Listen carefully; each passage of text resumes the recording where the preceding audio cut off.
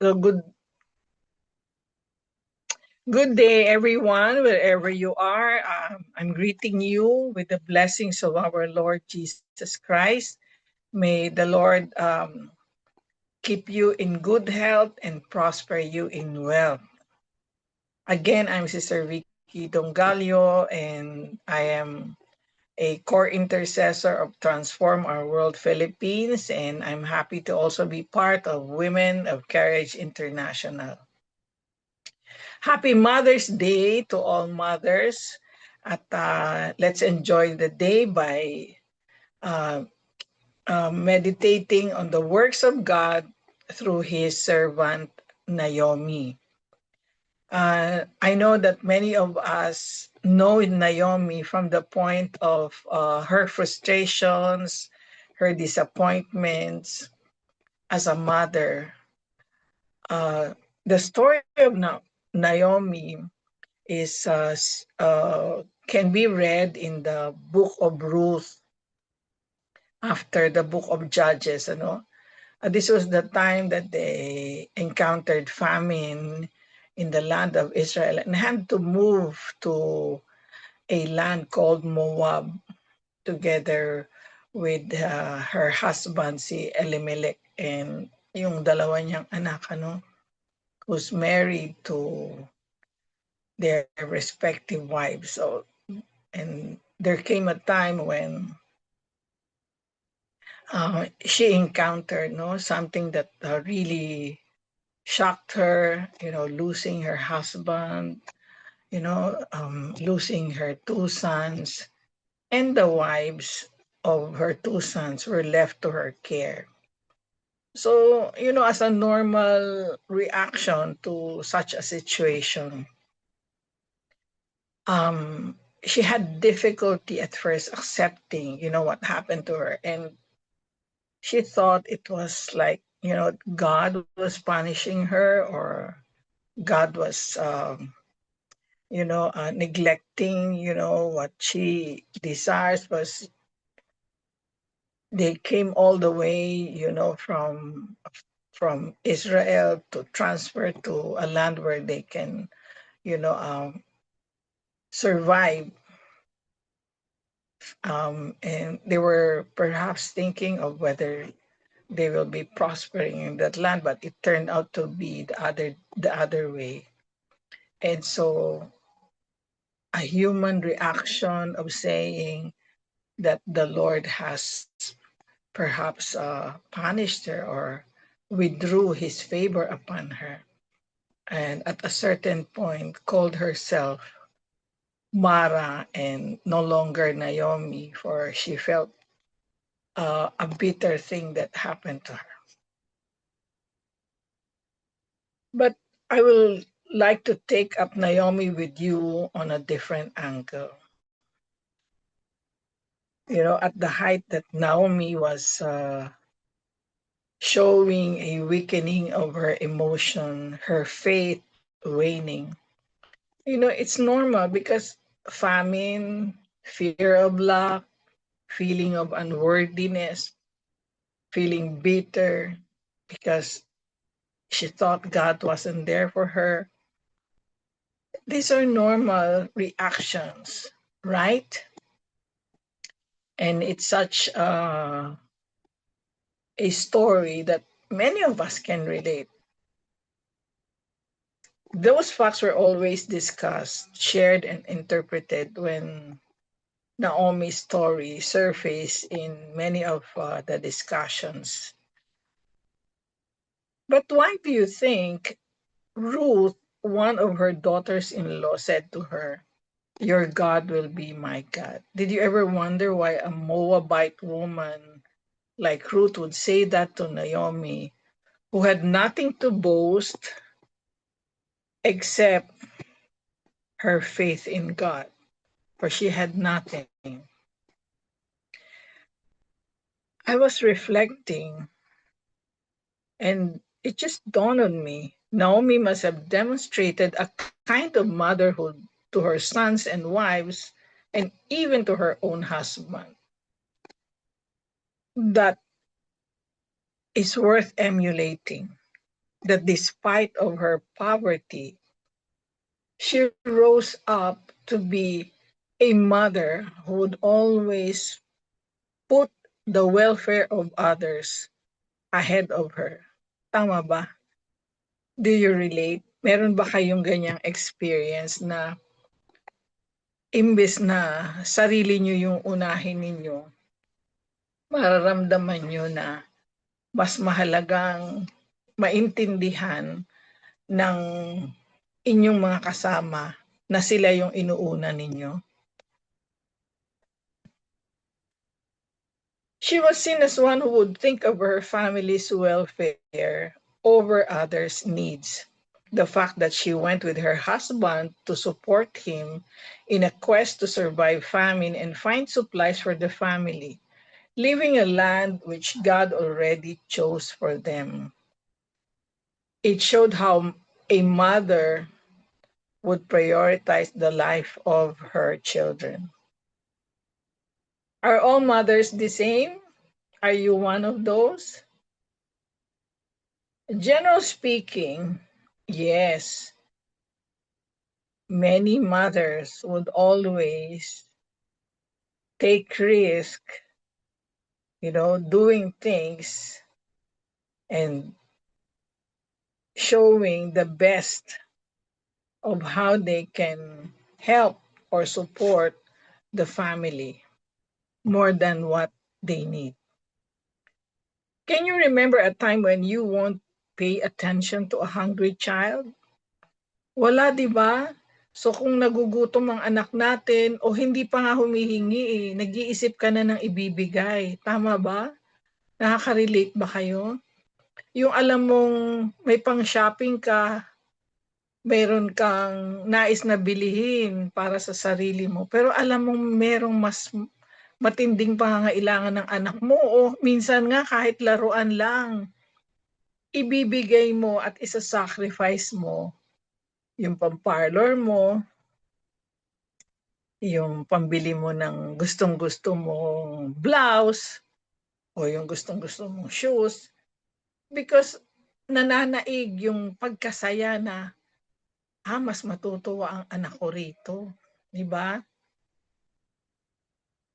Mothers would normally run to where she can quench her child's thirst. And Naomi knew how to be responsible. That's why she was worried about her daughters-in-law. One is Orpha and one is Ruth, especially during their time of mourning. The Bible did not describe Naomi as much in the book of Ruth, but in the declaration of Ruth, we can see in between her lines how Naomi had shown her faith in the God of Israel. To a pagan woman like a Moabitess named Ruth, Naomi's faith in God showed the big difference from her pagan belief. Is this important to us as mothers? I should say yes. Importante na maipakita nating mga mothers kung sino ang Diyos na ating sinasamba. Kung paano natin sila aakayin sa katotohanan na ito ang tunay na Diyos at wala ng iba. All others are mere gods of this earth, while our God is the God of heaven and earth, and the God who loved the world so much and sent his only begotten Son, Jesus Christ, for us to be saved. So ganun ang pinakita ni Ruth na paniniwala sa kanyang biyenan na si Naomi. Mothers must have such strong faith in God to make our children understand how to build a relationship with God more than religion. Naomi presumably have displayed such reverence to God and exalted him as the only one God of heaven and earth, as how her ancestors Abraham, Moses, and the rest have worshipped. Let's take a closer look at what Ruth said about Naomi. In Ruth chapter 1, from verse 16 to 17, I'm reading from the NIV. Ruth replied, "Don't urge me to leave you or to turn back from you. Where you go, I will go, and where you stay, I will stay. Your people will be my people, and your God, my God. Where you die, I will die, and there I will be buried. May the Lord deal with me, be it ever so severely, even if death separates you and me." Wow! Grabe ano? Ganito yung sinabi ni Ruth, no? It's a powerful declaration of how she regard with honor her mother-in-law. There must be something in Ruth na hindi magpapahiwalay sa kanya. Kahit na, sinasabi na ni Naomi sa kanya, ano pang mapapala mo sa akin? Wala na nga akong asawa, wala pa ang mga anak ko, hindi naman ako pwedeng mabuntis na dahil matanda na ako. Wala kang mapapakinabangan. Pero hindi yun ang nakita ni Ruth kay Naomi. She saw, a strength that no other mother displayed to Ruth. And during those years that perhaps she was married to one of the sons of Naomi, nakita niya gaano siya ka-strong, and gaano marahil ka-caring. In Ruth's declaration, we notice how she valued the kind of mothering she received from Naomi. Aside from being a loving and caring mother, Ruth saw her sincerity in worship. Coming from a lineage of the chosen people, Naomi must have spent a lot of time worshiping God despite the famine that hit them. Look at what Naomi did hearing Ruth's willingness to embrace her God and obey his commands. Wow. By a mere demonstration of her faith, a Moabite was won to the kingdom of the true God of Israel. She must have been a prayerful woman, that her silent desires for Ruth in her heart was heard by God. We suppose that as their relationship grew closer, there is this intense intention to get Ruth to a destiny that will bless her life. Tayo bang mga nanay nananalangin para sa kinabukasan ng ating mga anak? For sure, ginagawa yan ng karamihan.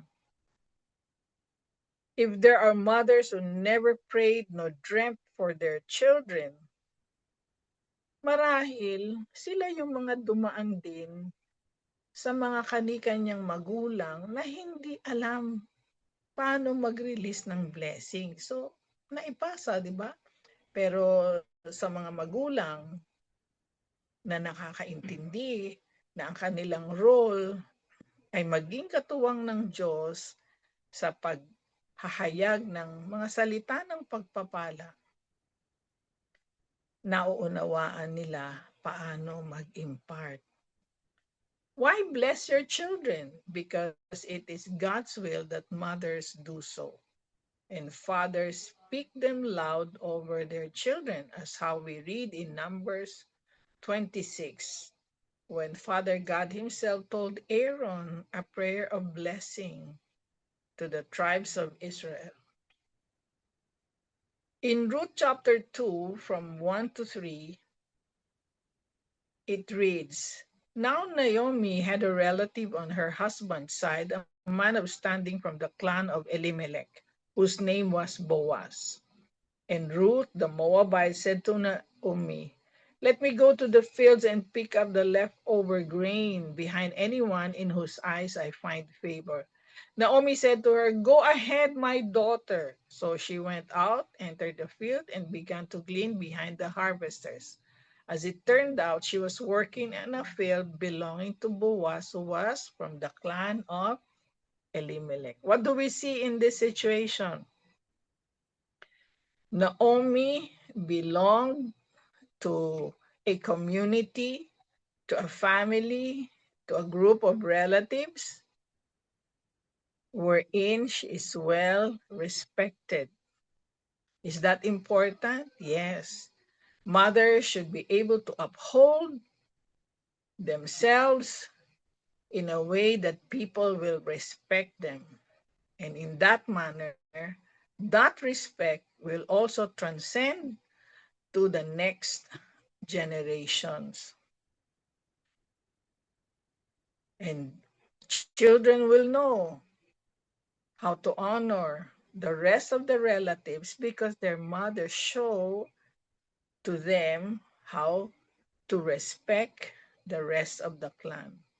So because of that, favor was gained, and Ruth was able to glean from the field of Boaz.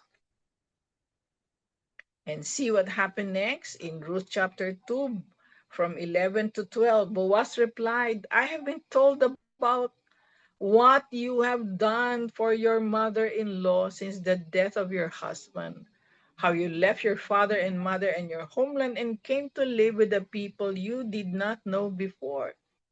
May the Lord repay you for what you have done. May you be richly rewarded by the Lord, the God of Israel, under whose wings you have come to take refuge."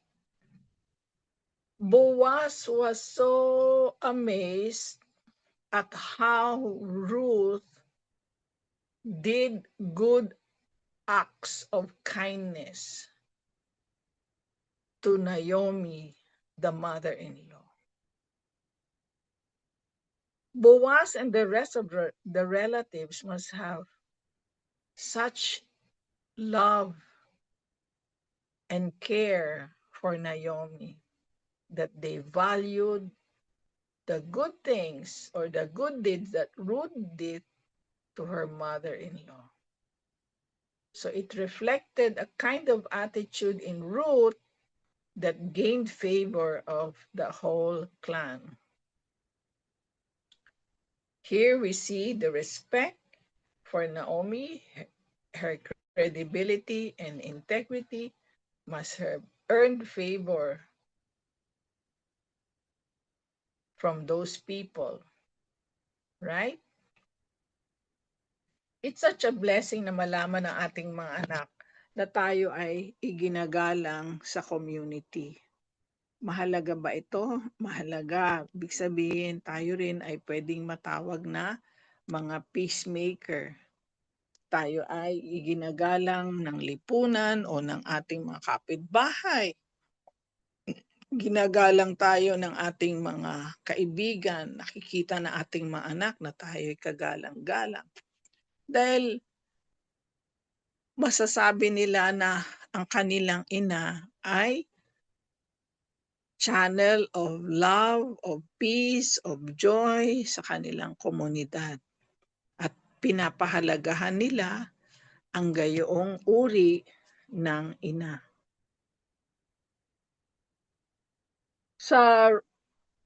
Sa puntong ito, makikita natin sa Ruth chapter 2, verse 18 to 20, from verse 22 to 23.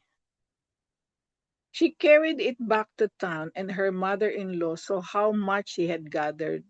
Ito yung time na nakaani si Ruth, and ang daming ibinigay sa kanya ni Boaz para iuwi kay Naomi, So Ruth took home some of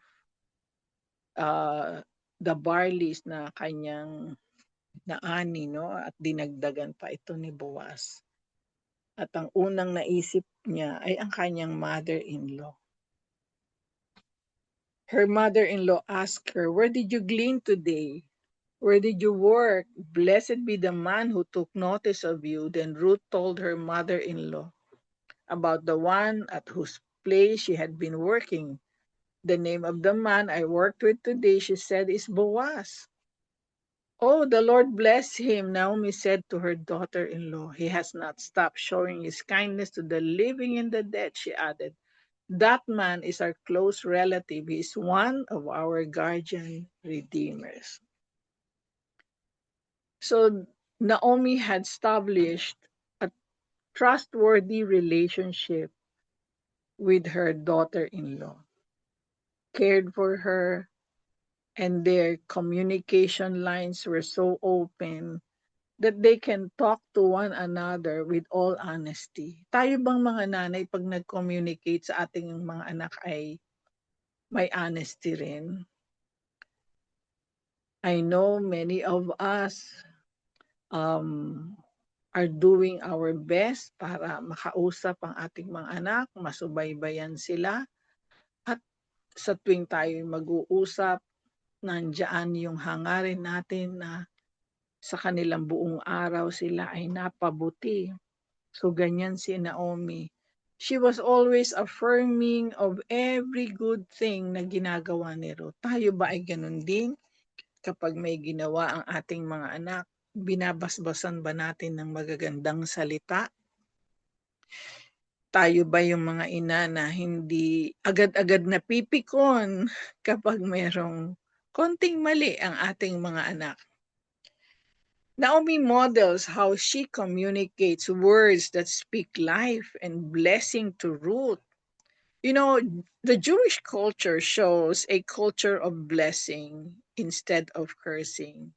If we can only practice this, our children will grow, with a mindset of honoring people and being able to prosper themselves in the areas where they can excel.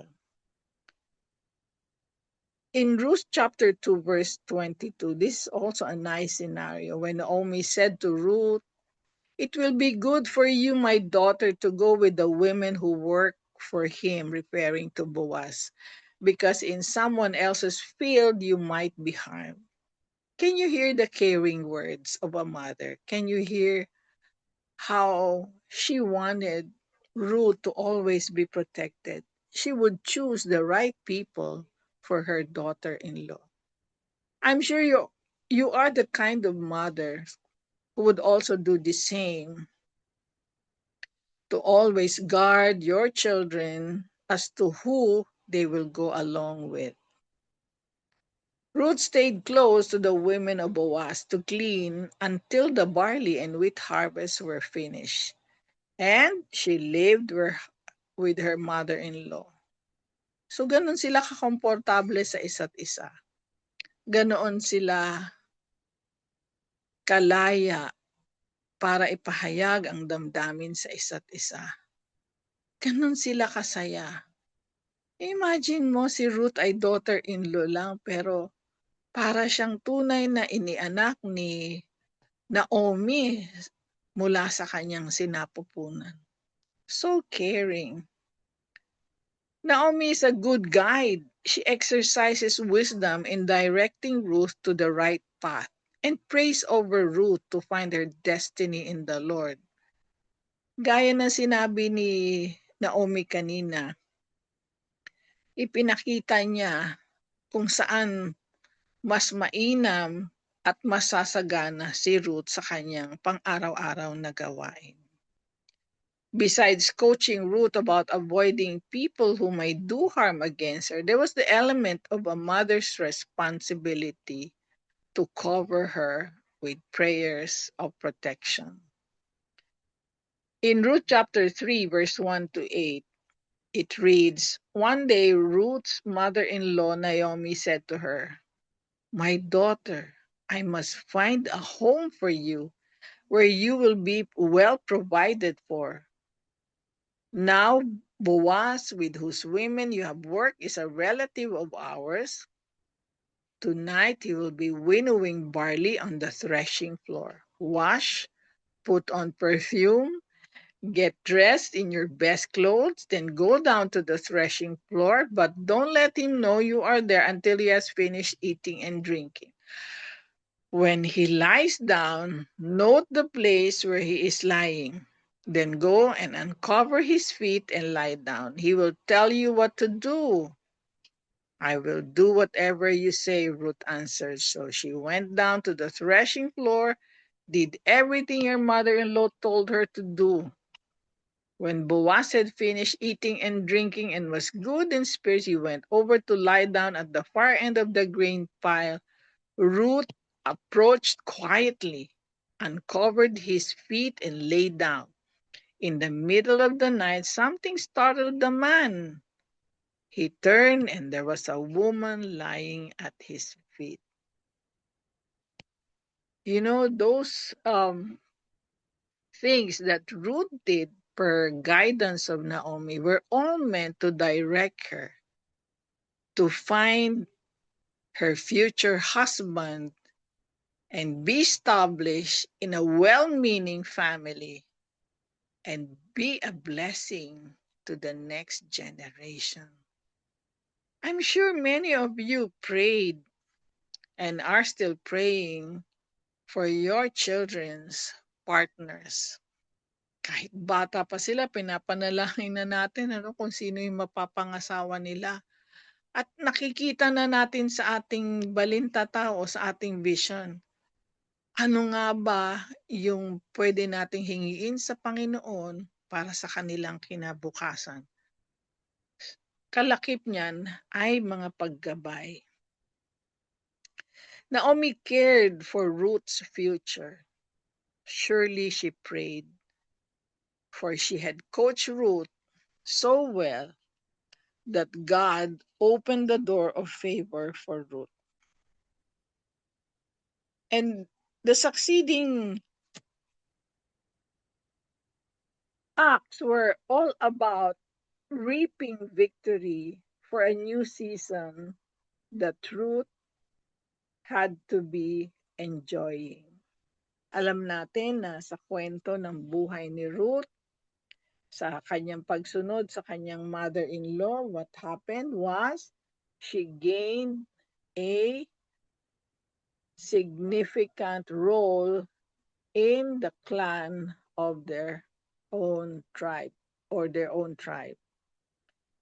In Ruth chapter 4 from verse 2 to 3, 5 to 6, 9 to 12, 14 to 17, the story goes that Boaz took 10 of the elders of the town and said, "Sit here." Then he said to the guardian redeemer, "Naomi, who has come back from Moab, is selling the piece of land that belonged to our relative Elimelech." In all respect to Naomi, Boaz presented a need. And aside from the selling of the land, it goes that Boaz said to acquire Ruth the Moabite, the dead man's widow, in order to maintain the name of the dead with his property.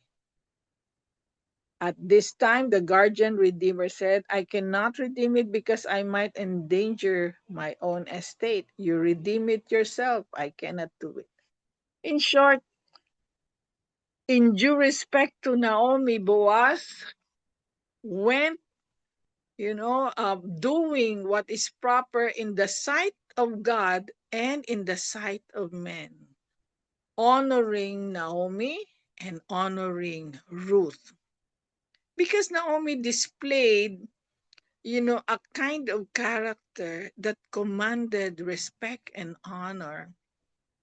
Ruth, under her wings, was able to receive the same. And Boaz did not take advantage of Ruth because she saw how Naomi covered her with such honorable protection. Boaz announced to the elders and all the people, "Today you are witnesses that I have bought from Naomi all the property of Elimelech, Kilion, and Mahalon. I have also acquired Ruth the Moabite, Mahalon's widow, as my wife, in order to maintain the name of the dead with his property so that his name will not disappear from among his family or from his hometown. Today, you are witnesses. Grabe, ang ganda ng kwento, di ba? So ngayon, in-announce na si Boaz na ang may karapatan doon sa pag-acquire ng property, kasama na rin ang paghingi ng pahintulot na maging asawa niya si Ruth. O, di ba? Ruth was redeemed by a man of honor. And let's read on in verse 11. The elders and all the people at the gate said, "We are witnesses. May the Lord make the woman who is coming into your home like Rachel and Leah, who together built up the family of Israel. May you have standing in Ephrathah and be famous in Bethlehem. Through the offspring the Lord gives you and this young woman, may your family be like that of Perez, whom Tamar bore to Judah." And the women said to Naomi, "Praise be to the Lord, who this day has not left you without a guardian redeemer. May he become famous throughout Israel. He will renew your life, sustain you in your old age. For your daughter-in-law, who loves you and who is better to you than 7 sons, has given him birth." Then Naomi took the child in her arms and cared for him. The women living there said, "Naomi has a son." And they named him Obed. He was the father of Jesse, the father of David. Naomi was blessed to have been redeemed. Oh God, this is really very, very awakening. Can you imagine? Dahil sa kabutihan ni Naomi, how she mentored, how she coached, how she brought in the love of God, the wisdom of God, the ways of God to a pagan like Ruth. Now, Ruth was redeemed. And as she embraced the God of Naomi, she too was blessed. And alam natin, sa buong history ng Israel, naging malaking bahagi sila sa generations na naging daan kung saan si Jesus na ating Panginoon at tagapagligtas ay naipanganak. Oh, this is such a wonderful story. Kung titingnan lang natin kung paano ang isang ina na tulad ni Naomi nag-sacrifice para tingnan ang kapaki-pakinabang na buhay ni Ruth sa kamay ng ating Diyos. Alam mo yung nakikita mo ang sarili mo kung paano mo iniiyak ang kinabukasan ng iyong mga anak sa Panginoon at nagpapasalamat ka sa bawat kabutihan na ipinapakita ng Diyos na alagaan ang bawat isa sa iyong mga anak. Ma-imagine lang natin paano natutuwa ang Panginoon sa mga nanay na nakikipag-cooperate sa Kanya kung paano mailalagak ang Kanyang layunin sa anak na Kanyang pinagkaloob. This is amazing. This is amazing. You know, I remember in Isaiah 66 verse 13, "As a mother comforts her child, so will I comfort you," sabi ng Panginoon, di ba? And in 3 John chapter 1 verse 4, sabi ng Panginoon, I have no greater joy than to hear that my children are walking in truth. So tayo mga nanay, make sure we teach our children, we bring to them to the light and truth of our Lord Jesus Christ. The same way that Jesus, when He was ministering on earth, ipinakita niya kung paano mahalin ng bansang Israel ang tanging Diyos Ama na nagmamahal sa kanila. And tayong mga nanay, as how we are being prompted by the gospel of our Lord, by every epistle that we read, that we, the older women, should be able to teach and mentor the younger and embody in them a spiritual motherhood. Amen? Napakaganda, di ba? Tayo magpasalamat at pinayagan tayong maging ina.